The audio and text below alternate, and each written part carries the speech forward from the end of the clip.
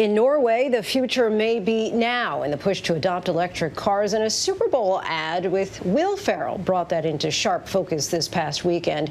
In this week's It's Not Too Late, our Ginger Zee looks at what Norway is doing right and if it could work here. Plus, our Gio Benitez gives us an exclusive look into Ford's hottest new electric car.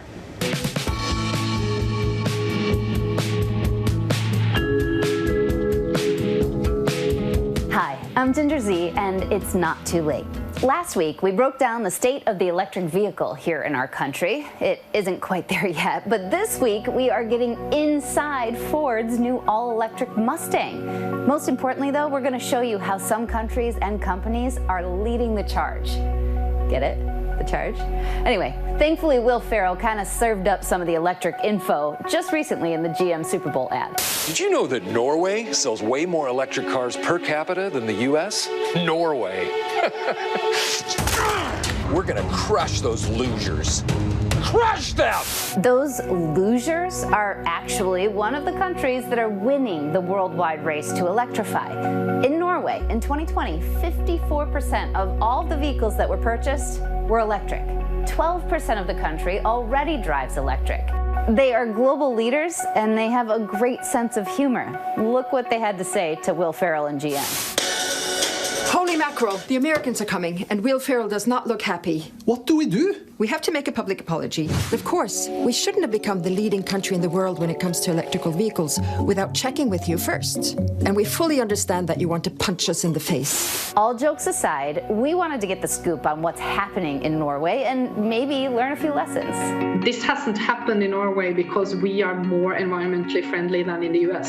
It's not like Norwegians are more green. So it has nothing to do with this. It has to do with a political program and incentives and politics to get us there. This transition is happening now, and for the US, it's all about taking part in this transition. Some global competition is not a bad thing because climate change is a global problem, and we all have to be a part of it. The race for the best electric vehicle technology is really just beginning. 17 countries have announced 100% zero-emission vehicle targets through 2050. The number of electric cars and light vehicles worldwide is expected to multiply by 15 by the year 2030. But we all know that you can't just make a bunch of EVs if they have no way of getting fueled up. We desperately have to catch up, not just in the production of the cars, but like Norway, we have to get that charging station infrastructure in too. Norway has charging stations all the way into the far north. That's an area with more reindeer than people. With some support from government and local power companies, they started rolling out infrastructure last summer and already have 14 stations up. So my colleagues did this really cool test with 5 different electric cars in minus 20 degrees. Globally, the number of publicly accessible chargers increased by 60% in 2019 compared to 2018, so that's big. China is the one leading in the rollout of those publicly accessible chargers. So you might be wondering, okay, so we got to do it here, but when we do it, can our power grid handle the sudden increase in charge? And at the end of the day, if we're still charging, isn't that a greenhouse gas emission if it burns with coal? The grid has gotten about 33% cleaner over the last 10 years, while gasoline has remained the same old dirty gasoline. The grid can handle this, and it's not going to be a switch that's flipped overnight. As this gets ramped up, local grids that are seeing a lot of increase will plan accordingly. And in the race to electrify transportation here in the U.S., we have a little bit of something that other countries don't. More than 100 years of car production experience. ABC's transportation correspondent, my friend Gio Benitez, got an exclusive look at one of the most anticipated American EVs coming out this year. Hey there, Ginger. Right now we are with the brand new Ford Mustang Mach-E. No doubt about it, it is a beautiful car. I'll let you in on a little secret. This is going to be my first time driving any electric vehicle. So let's take it for a spin. Here we go. As we roll out, there's a clear difference between an electric vehicle and one powered by gas. It's very quiet, it's very, very smooth. And I noticed something else. You don't have to hit the brakes to slow down. And I don't know if it's necessarily a setting, but it's very cool how it just instantly starts stopping as you let go of the gas. But I guess you can't call it the gas pedal anymore because it ain't gas. It turns out it is a setting you can turn off. Then there's the question of how fast can it go? You can just feel this thing has power. It's ready to go. In fact, Ford says the Mach-E in top trim can go from 0 to 60 in just 3.5 seconds, as fast as top sports cars. The race to get more of them on the market is heating up, from startups like Rivian and Atlas to the big names like GM, Ford, and Volkswagen to Tesla's wild Cybertruck. And there's a presidential push. President Biden announcing his plans to convert the entire federal fleet, more than 640,000, to electric. Why? Because it's affordable, because it's clean, because in many cases it's cheaper. General Motors also announcing it plans to stop making gas and diesel cars and SUVs by 2035. Ford also says it's investing billions in electrification, saying this Mach-E is paving the way for the company.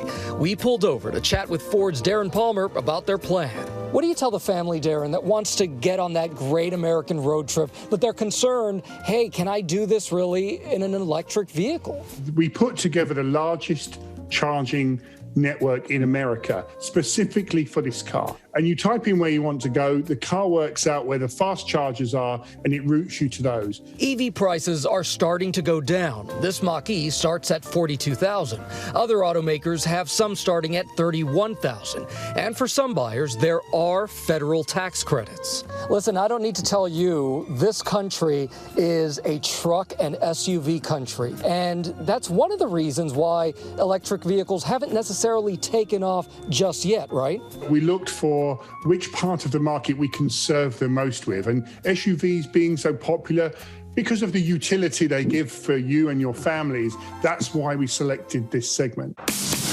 Less than 2% of all new vehicles sold in the U.S. are electric right now. Jessica Caldwell is following the trends at Edmunds.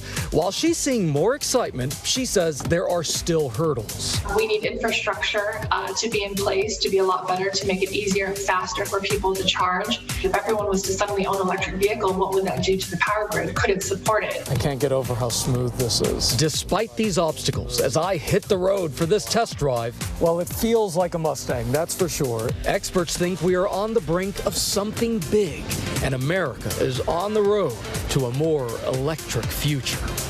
Ginger?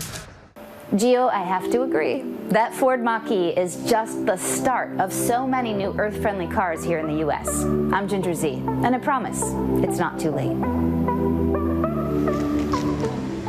Gio, it seems like he is electrified and sold on that new Mustang. Our thanks to both Ginger and Gio.